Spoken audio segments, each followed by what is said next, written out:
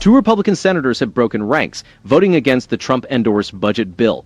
Could this be the turning point where conservatives begin to challenge Washington's reckless financial habits? Stay tuned. This battle could redefine the future of fiscal responsibility. Hello, and welcome to That News Show, where we discuss the latest facts, fakes, and hypocrisy as reported by the legacy media. Let's roll the tape. Fox News reports a significant development. Two key Senate Republicans have voted against the Trump budget bill. Tonight's debate goes beyond a mere budget dispute. It's a profound examination of the essence of conservatism in America. Typically, we might dismiss this as usual political theater. Democrats obstructing and Republicans squabbling. A closer look suggests that this is an eruption of grassroots frustration. With both parties seemingly disregarding fiscal responsibility and the real priorities of Americans, it's no surprise that frustration is mounting. You won't want to miss this. This was a test vote just to start debate on the bill. And, there were two Republican noes, Tom Tillis, Republican of North Carolina, and Rand Paul, Republican of Kentucky. President Trump, he excoriated Rand Paul on Twitter, on Truth Social, I should say. But he really tore into Tom Tillis, saying that he was grandstanding and indicating that maybe he should deserve a primary challenge. So right now, they could pass the bill as is if they get Ron Johnson. Sometimes people vote to proceed to a bill. They vote on a procedural vote. They vote yes. And the bill, which seeks to overhaul U.S. fiscal policy through tax cuts and Medicaid reforms, has encountered resistance from prominent Republican senators, including Tom Tillis of North Carolina and Rand Paul of Kentucky. The recent Senate procedural vote to advance the substantial bill has exposed deep divisions within the Republican Party. As the bill moves to the House, it faces uncertain prospects, challenged by both conservative and moderate factions within the Republican caucus. The Senate's version of the bill, which could significantly increase deficits, highlights a conflict between fiscal responsibility and the party's current trajectory. This dissent marks a notable shift as some Republican senators have chosen principle over party loyalty, mirroring a wider grassroots dissatisfaction with the political establishment in Washington. Democrats have responded by employing delay tactics, such as insisting on a 16-hour reading of the bill to slow its progress. Rand Paul, a staunch fiscal conservative, opposed the bill for its potential to increase deficits, a position that resonates with traditional conservative values. Despite these hurdles, if passed, the bill would represent a major victory for the Republican agenda, establishing permanent tax cuts and securing funding for border security. You talked a few minutes ago about perfume. Well, I wonder if these guys, like the opera singers, might have, taken a shot of perfume in the mouth there, but they certainly have the Hall's throat lozenges and Cepastat ready to go, but they rotate every so often. We are witnessing more than a routine late-night legislative session. This is a critical battle for the soul of the Republican Party and the future of responsible governance. The courage of a few senators to challenge party lines and advocate for genuine spending restraint is a welcome change from the usual compliance that has characterized both parties for too long. Democrats are countering with familiar tactics such as marathon bill readings and procedural delays. The political establishment across party lines appears more focused on maintaining power than delivering tangible results for the American people. The drama unfolding in the Senate could rival any theatrical performance, with lawmakers possibly prepping like opera singers before a show, perhaps with a quick shot of something strong amid the clatter of throat lozenges and ready sips of water. Senators Tillis and Paul, breaking ranks, have voiced concerns that resonate with many grassroots conservatives.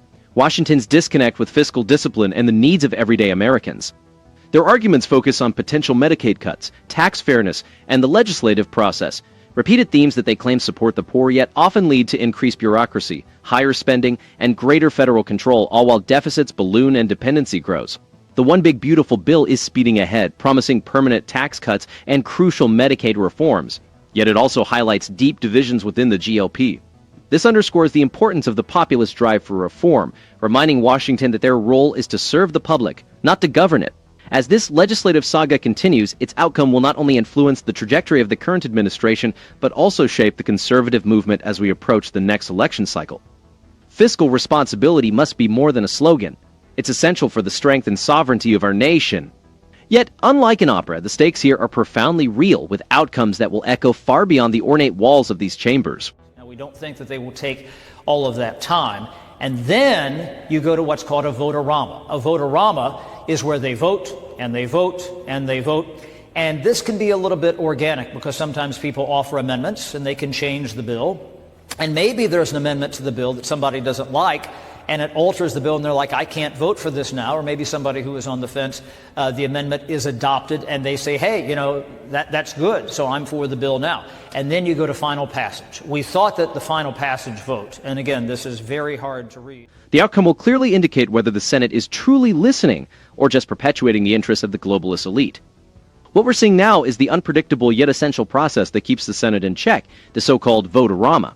Visually, Fox captures the chamber's tension well, the late-night sessions and exhausted lawmakers.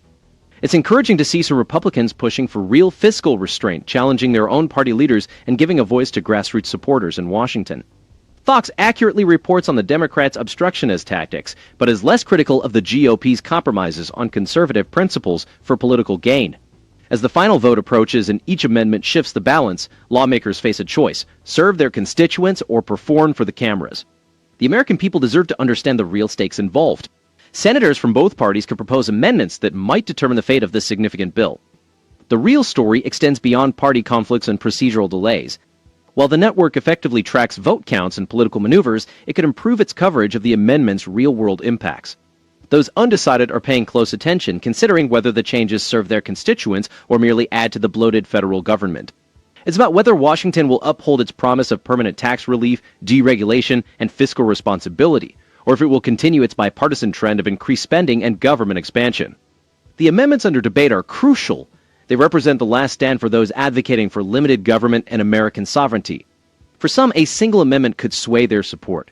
The open amendment period is the last real opportunity for senators to address the concerns of everyday Americans. For instance, in discussing the cost of tax cuts, viewers need more than just the headline number. They need to understand how this compares to the potential massive tax hikes if the Trump-era cuts expire, which would heavily impact families and small businesses.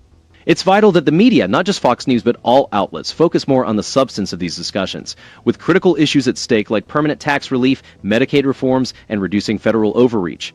Every amendment is crucial. People who want to save more money. Mike Lawler, Republican of New York, he is very pleased with what they call the SALT agreement in the Senate. We talked about that. For state and local taxes. But some other folks, Nick LaLota, Republican of New York, he seemed a little bit cooler on that. I'm not saying he's a no necessarily. But yeah, that's going to be something to watch. In essence, the SALT debate is about fairness, economic freedom, and whether Washington will heed the voices of those footing the bill. Nick LaLota, another New York Republican, has adopted a more cautious approach.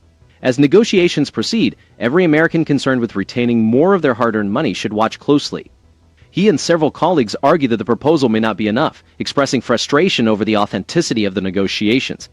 The current bill, with its nearly $4 trillion price tag, has drawn criticism from fiscal conservatives who caution that without genuine spending restraint, any tax relief could be negated by future inflation and debt. Yet, the long-term effects hinge on Congress's ability to avoid using these tax changes as use for increased spending. New York and other high-tax states contribute significantly more to the federal budget than they receive, while low-tax states often benefit most from federal spending. These changes mean more take-home pay, less government interference in personal finances, and a fairer system for those who have been subsidizing other states for years. This is where grassroots demand accountability, less federal overreach, more respect for taxpayers, and a government that prioritizes Main Street over the global elite. Championed by Mike Lawler, a Republican from New York, the package not only increases the SALT cap, but also removes taxes on tips and overtime, and boosts the senior tax credit to offset Social Security taxes. The Senate's new SALT agreement, which raises the deduction cap and adds targeted tax relief, is a significant victory for taxpayers in high-cost states. These aren't just policy adjustments, they're tangible changes that could help families manage inflation and rising costs. The immediate impact for New Yorkers and residents of similar states is substantial. More money remains in the pockets of families burdened by higher living costs. Some House leaders still view the deduction as a benefit for blue states, doubting whether the cap increase is a genuine solution or merely a temporary fix. This issue affects everyone from teachers and police officers to small business owners who see a substantial portion of their earnings sent to Washington with little apparent return. From an economic standpoint, this debate highlights the divide between those advocating for individual and family empowerment through savings and investment, and those favoring federal control over wealth redistribution. This is just the tip of the iceberg. Two Republican senators courageously opposed a budget proposal that would have significantly increased the deficit and expanded the power of unelected officials. What we witnessed was a rare display of honesty in Washington. It's encouraging to see that some Republicans are beginning to heed the concerns of their constituents. This act of bravery is noteworthy in a city notorious for reckless spending and empty rhetoric. Unfortunately, both political parties have historically neglected the interests of American taxpayers. The previous administration under Biden and Harris seemed to favor every excessive spending bill. Don't forget to like, subscribe, and leave your comments below. This has been That News Show. That's all I have for now.